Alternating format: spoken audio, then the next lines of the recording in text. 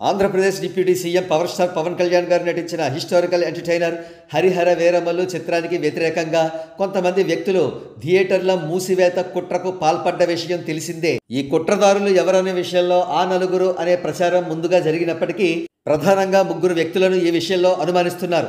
వారిని ఎందుకు అనుమానించాల్సి వచ్చిందో వివరంగా తెలుసుకుందాం.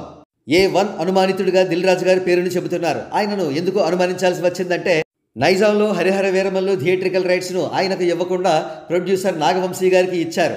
దానితో దిల్ రాజు గారు విపరీతంగా ఈర్ష్య చెందారు. అంతేకాదు, ఇటీవల నైజాం ఫిల్మ్ డిస్ట్రిబ్యూషన్ విషయంలో Mythri movie makers and Sithara entertainments upper హ్యాండ్లో ఉంటే, దిల్ రాజు గారి distribution house Sri Venkateswara films పతనావస్థలో ఉంది. దాంతో సహజంగానే దిల్ రాజు గారు డిప్రెషన్కు లోనయ్యారు.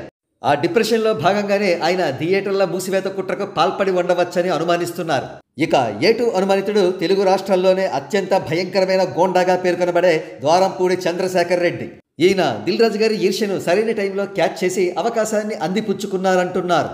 ఈయనకు ఈస్ట్ గోదావరి ఏరియాలో చాలా థియేటర్లపై మంచి హోల్డ్ ఉంది. దిల్ రాజు గారితో మంత్రాలు జరిపి థియేటర్ల మూసివేత కుట్రకు ఈస్ట్ గోదావరి ఏరియానే ముందుండేలా చూసుకున్నారంటున్నారు.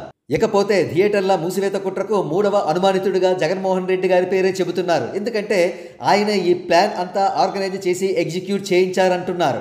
ఆయన పవన్ కళ్యాణ్ గారంటే ఈర్ష్య, అసూయ, ద్వేషాలతో దహించుకుపోతూ ఉంటారు. కాళ్ళు చేతులు ఆడక కొట్టుకుంటూ ఉంటారు. అందుకే ఏం చేయాలో పాలుపోక అర్థం కాని పరిస్థితుల్లో థియేటర్ల మూసివేత కుట్రకు ఆయన పాల్పడి ఉండవచ్చని అనుమానిస్తున్నారు.